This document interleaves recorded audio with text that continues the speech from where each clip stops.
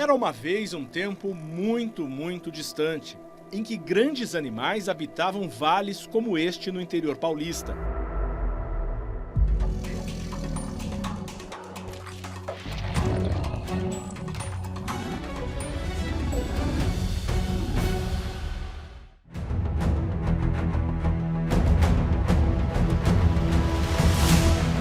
Na região de Marília, as evidências deste passado ficaram guardadas nos paredões de arenito, camadas de rochas sedimentares de milhões de anos.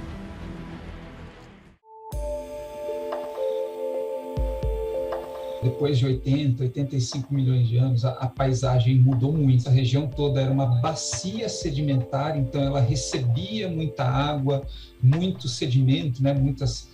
Muita areia, muita lama, etc. Né? O clima na época era árido, né? Então chovia, evaporava muito mais água do que ela era recarregada pela chuva, né? Então devia ser relativamente quente, então tinha um déficit hídrico aí, né, importante, e no meio dessa condição geológica toda, né, existiam ali esses animais, né, dinossauros, crocodilomorfos, invertebrados também, né, conchas ali a gente encontra e tal. Desvendar as peças deste quebra-cabeça virou uma missão para William Nava. O ex-bancário começou a fazer buscas, até que no dia 11 de abril de 1993, ele viu algo diferente numa estrada de terra. O fóssil foi descoberto em abril. Nós divulgamos para a imprensa em junho de 1993. Foi quando foi lançado no Brasil o primeiro filme da série Jurassic Park.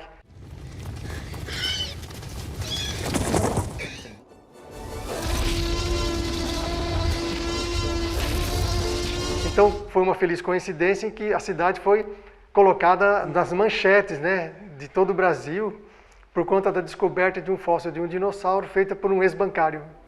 Com quase 1 metro de comprimento, o primeiro fóssil achado por Nava hoje faz parte do acervo do Museu de Paleontologia de Marília, um osso do ombro de um titanossauro. Eu não tive naquele momento a convicção se de fato era um fóssil ou me pareceu uma madeira fossilizada também, né? Mas enfim, foi muito emocionante porque eu me lembro que era um domingo, né? Eu estava sozinho de moto e o tempo estava até meio fechado, estava um clima gostoso.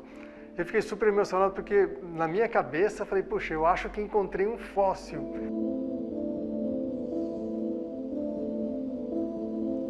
Se de fato for um fóssil, vai ser super importante para a cidade, até mesmo para a ciência, porque a partir da descoberta de um fóssil na região de Marília, essa nossa cidade poderá vir a se tornar futuramente um sítio paleontológico, como de fato aconteceu.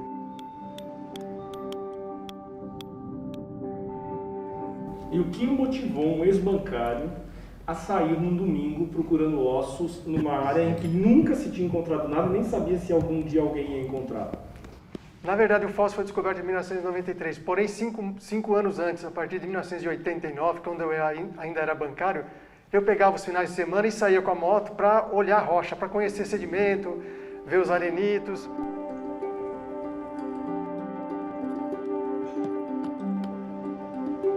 E a partir dessa descoberta, então, que confirmada 2 meses depois que de fato se tratava de um osso de dinossauro, para mim abriu um novo horizonte na vida. Deixa de ser bancário, vai ser paleontólogo. Sabe essa história super bacana? William Nava não parou mais de procurar fósseis. Estes aí, húmero, fêmur, costelas, vértebra, dentes e outros fragmentos, são do Dino de Pompeia, cidade a 30 quilômetros de Marília. E olha este outro fêmur, em pedaços, mas completo. Estes são os restos de um dinossauro achado na região de Presidente Prudente, no oeste do estado. Batizado de Brasilotitã, é uma espécie nova, descrita num artigo científico assinado em 2013 por Nava e outros 4 pesquisadores. A fíbula incrustada na rocha um dia esteve na perna do Dino Titã de Marília. Este é o apelido de um dos mais completos esqueletos de dinossauro já encontrados no Brasil. mais 2 fragmentos ósseos. Descoberto em 2009 nas margens de uma rodovia, só foi escavado entre 2011 e 2012 por uma equipe de paleontólogos. Esse osso ele tem quase 40 centímetros de largura, então é um osso assim, bastante consistente e que possivelmente todo esse material pertenceu ao mesmo animal, a um dinossauro. O titanossauro é um herbívoro gigante que viveu há cerca de 70 milhões de anos. Esses titanossauros, né, que são esses dinossauros quadrúpedes, pescoçudos, de tamanho relativamente grande, né, e realmente eles estão bem espalhados.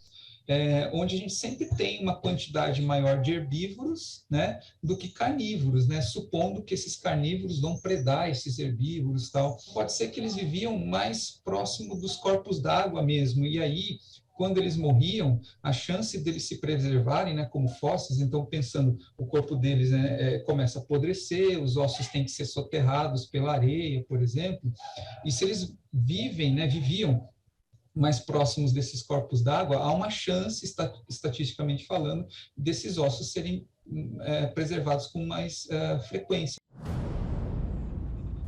Nós voltamos ao local onde o Dino Titã foi achado. Segundo os paleontólogos, cerca de 70% do esqueleto do animal foi encontrado. Isso significa que tem mais por aqui. Luva, marreta, talhadeira. Achar um fóssil é um trabalho de formiguinha.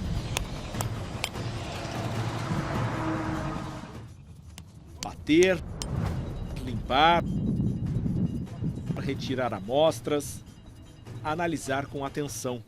Provavelmente eu suspeito que seja uma vértebra por causa da estrutura interna, que é cheia de cavidades vazias, né? É um trabalho de campo.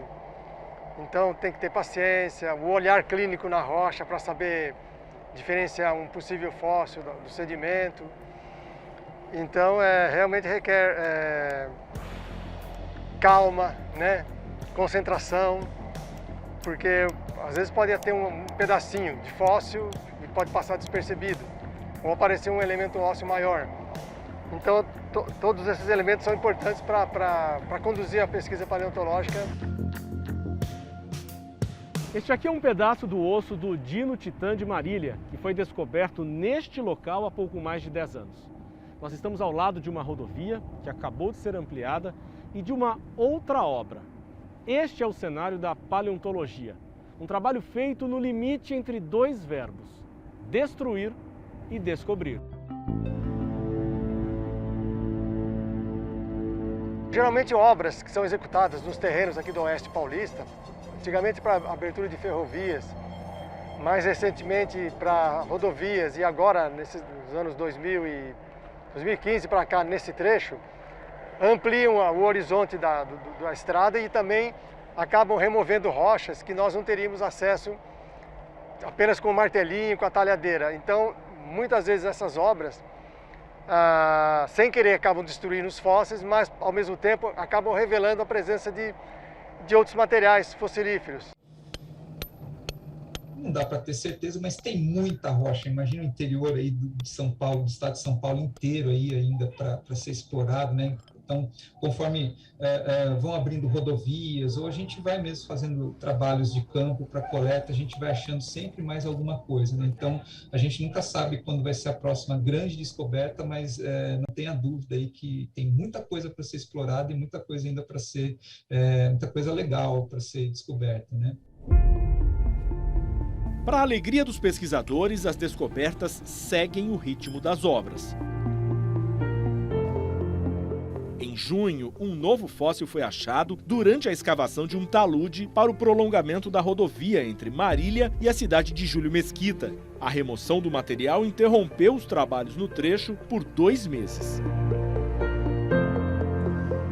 Os pedaços de rocha com o fóssil foram levados para o Museu de Paleontologia de Marília. Segundo a concessionária que administra a pista, o fragmento seria parte de um osso, provavelmente o fêmur, da pata de um titanossauro. E aqui essas aparentes bolinhas? Tudo tecido esponjoso, petrificou, virou literalmente pedra, ó. Petrificou tudo. Mas o bacana é você ver a superfície dele aqui, ó, que mostra de fato que não é uma rocha e sim um osso. Olha que bacana aqui. É realmente emocionante. Difícil até descrever a sensação de ver de perto o osso de um animal que viveu há milhões de anos e até hoje inspira a imaginação de crianças e adultos. Posso pegar ela? Tá. Quanto pesa? Não sei o peso, pode ser uns 5 quilos. É bem pesado. 5 quilos é um saco de arroz, né? É bem mais que um saco de arroz. Provavelmente sim.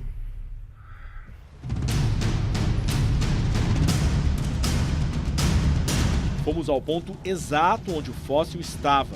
Quem passar pela rodovia e por acaso reparar no buraco existente no barranco, dificilmente vai desconfiar que ali havia um tesouro. E ele só foi descoberto graças ao olhar atento e à experiência do paleontólogo. Vim fazer uma investigação de rotina, como normalmente eu costumo fazer. E no dia 28 de junho, observando esse ponto que nós estamos, que não havia essa tela, eu vislumbrei um fragmento ósseo. Falei, é um dinossauro. Uma evidência de um titanossauro na região de Marília e que vai futuramente ficar exposto para o público no Museu de Paleontologia. Tem mais fóssil nesse barranco? É possível que dentro, né, tenha a presença de mais ossos, etc. Só que agora, com a finalização da obra e a colocação dessa tela, fica inviável a continuidade das pesquisas aqui. Mas a avaliação na superfície do barranco não detectou mais nenhum fóssil, a não ser esse mesmo. Quando a gente pensa em fóssil, a gente pensa muito em dinossauros, mas ao lado dos dinossauros havia um ecossistema completo, né? E tem se achado muitos crocodilos. Estes fósseis de crocodilos podem ser considerados dinossauros ou não?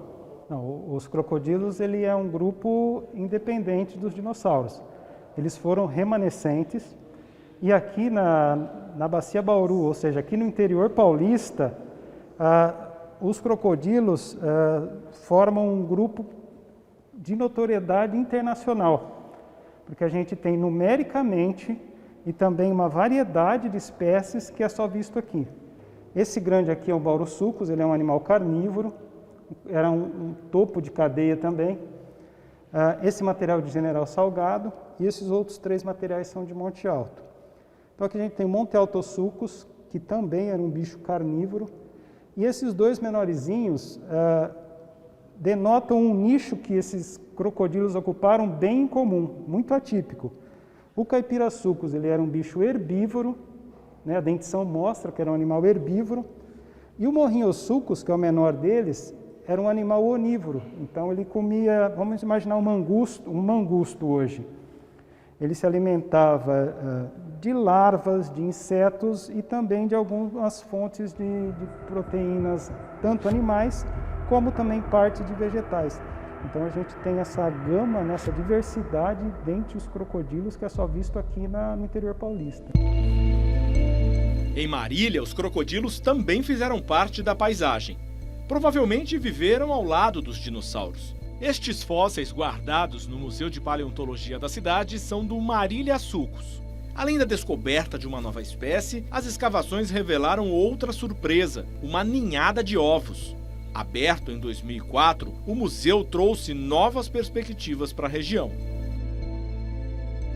Nós acreditamos que dinossauros são um produto turístico também e pode ser explorado de N formas. E para a reinauguração do museu, que está previsto para começo do ano que vem, né, 2022, o museu vai estar dotado de outras tecnologias mais modernas, por exemplo, óculos 3D.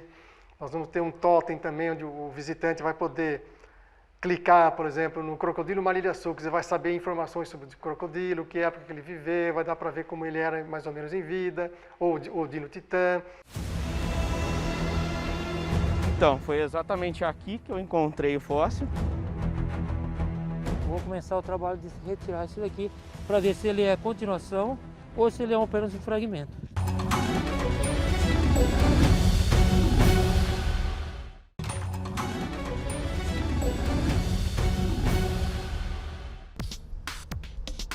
Nossa equipe percorreu 1.000 quilômetros da capital até o centro-oeste paulista em busca de vestígios de fósseis.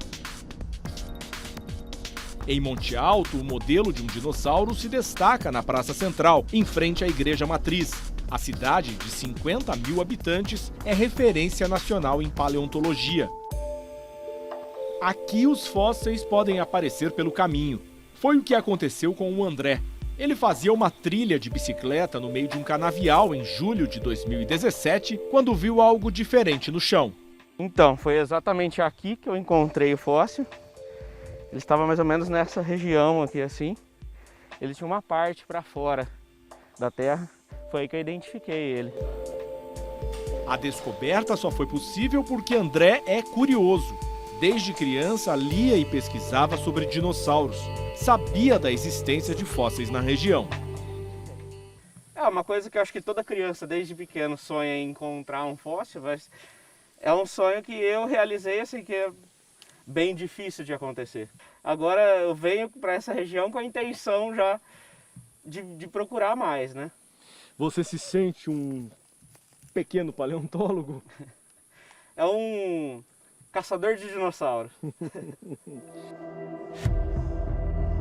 O fóssil achado por André está no Museu de Paleontologia de Monte Alto. Aberto em julho de 1992, o museu guarda os principais achados da região. As descobertas atraem adultos e inspiram as crianças. As crianças adoram porque nós temos aqui no museu bastante reconstruções desses animais em vida. Quando nós encontramos um fóssil no campo, nosso interesse em saber o que era aquele animal, se é uma espécie nova ou não, se era um dinossauro carnívoro, se era um dinossauro herbívoro. Fica difícil para uma criança entender que aquele osso era de um dinossauro. Então, aqui no museu nós temos algumas reconstruções que remetem a como eram esses animais em vida.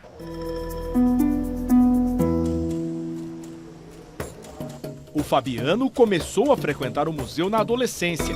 Anos antes, tinha acompanhado uma escavação na cidade.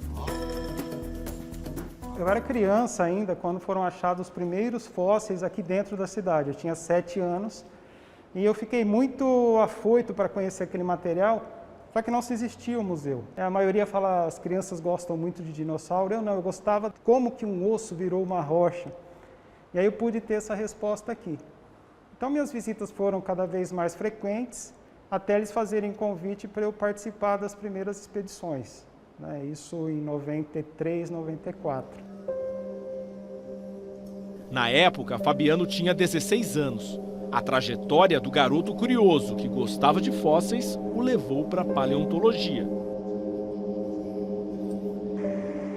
E para Uchoa, a 100 quilômetros de Monte Alto. Estas réplicas espalhadas pela cidade não deixam dúvida. Estamos em outro trecho da Rota Paulista dos Dinos. O município de 10 mil habitantes também abriu um museu de paleontologia. E o Fabiano faz parte desta história. Quando eu cheguei, o material estava meio largado, sofrendo algumas danificações. Eu fiquei preocupado. Eu falei, tem alguém que dá essa assistência para vocês? Vocês têm alguém ajudando? Falei, não temos. Falei, eu gostaria, né, de pelo menos preparar para esse material não quebrar mais. Ainda a pergunta foi assim, só que a gente não tem condições de pagar um profissional. Falei, não, eu tô vindo como voluntário, pelo menos para esse material não sofrer mais dano do que já tem. Aí eu fui para lá, isso está com uns 4, 5 anos, e restaurei esse material, preparei com a ajuda de um colega, e aí o pessoal falou, olha, a gente gostaria de criar um museu aqui, não sabemos como. Então, juntou-se, né, a vontade de várias pessoas ali no município e criamos um museu. Fabiano virou responsável técnico e curador do museu e ajudou a treinar uma equipe local. O investimento deu resultado. A coleção inicial, com cerca de 100 fósseis, já soma 600 peças. Quando você instala um museu, você instala um polo de conhecimento. E, de certa forma, qualquer curiosidade que se tenha na cidade ou na região, as pessoas acabam buscando museus. Eu digo que, em muitos locais, os pesquisadores vão até a cidade, coletam os fósseis e levam para as universidades. Esse conhecimento volta através de uma nota na imprensa. Quando a gente cria um museu, os pesquisadores que vêm para a cidade, os fósseis ficam na cidade. Então, essa ideia de se criar um museu, eu acho que, de certa forma, é um débito que eu tenho. porque foi dentro de um museu que eu me despertei para a ciência, né? A curiosidade, querer buscar respostas. Então, eu acho que a gente, instaurando os museus, fazendo essa pesquisa, eu estou criando um ambiente para outras pessoas virem e se encantar com esse mundo da paleontologia. Foi o que aconteceu com a Heloísa. Quando eu era pequena, eu já ia com meu pai até um campo de escavação, que fica ali perto do campestre, e a gente encontrou um fóssil lá, meu pai encontrou. E aí a gente veio até aqui um museu, que ainda não existia esse museu, era um museu um pouco menor. E a gente trouxe a peça e a partir daí eu sempre gostei. E aí teve o concurso e eu acabei vindo para cá. Durante 2 anos e meio, a rotina dela incluiu guiar visitas e preparar os fósseis em Monte Alto. Neste trabalho, a marreta e a picareta das escavações dão lugar a ferramentas bem mais delicadas. De batida em batida, o osso petrificado vai se revelando. É assim que milhões de anos de história se separam da rocha. É um trabalho bem minucioso, né? Tem que ter muita paciência, porque senão acaba perdendo fóssil, né? Então tem que ser bem delicadinho mesmo com o martelinho e o ponteiro. Pensar que você está lidando com uma peça de 70 milhões de anos. Sim, sim.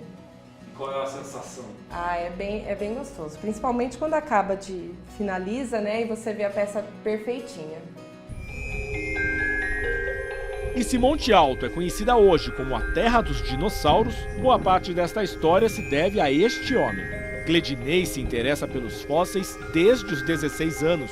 Uma curiosidade que começou por causa da passagem do cometa Halley em meados dos anos 80.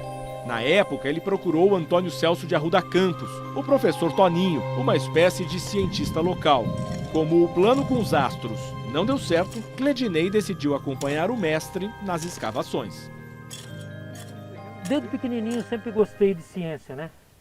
Só que ter uma família mais simples, então eu não tive um grande investimento dentro dessa área, né? Meus pais não pôde. E aí eu comecei essa curiosidade, folheava muito livro, gostava de ver essas coisas. E aí parece que o destino me empurrou para dentro disso, né? Monte Alto é a capital dos dinossauros? Olha, com certeza, porque tem muitos fósseis para ser encontrado ainda, né?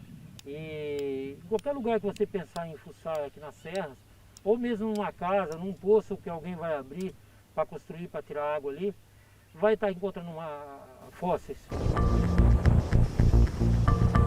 Numa tarde quente, nós acompanhamos Cledinei até uma área rural de Monte Alto. Rodeado pela vegetação seca, um fóssil esperava para ser escavado. Ele foi visto dias antes pelo assistente de paleontologia nesta estrada, bem perto do local onde a equipe tinha feito outras descobertas recentes. Desvendar os mistérios da vida no planeta não é fácil. É preciso limpar o terreno e escavar, escavar, escavar.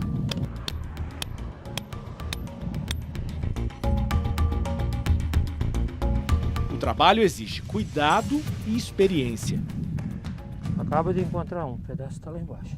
Aqui também aparece um pedaço, fragmento. E aqui mais um caquinho estranho aqui, ó. Ó, aqui mais, ó. Aqui, 1, 2, 3.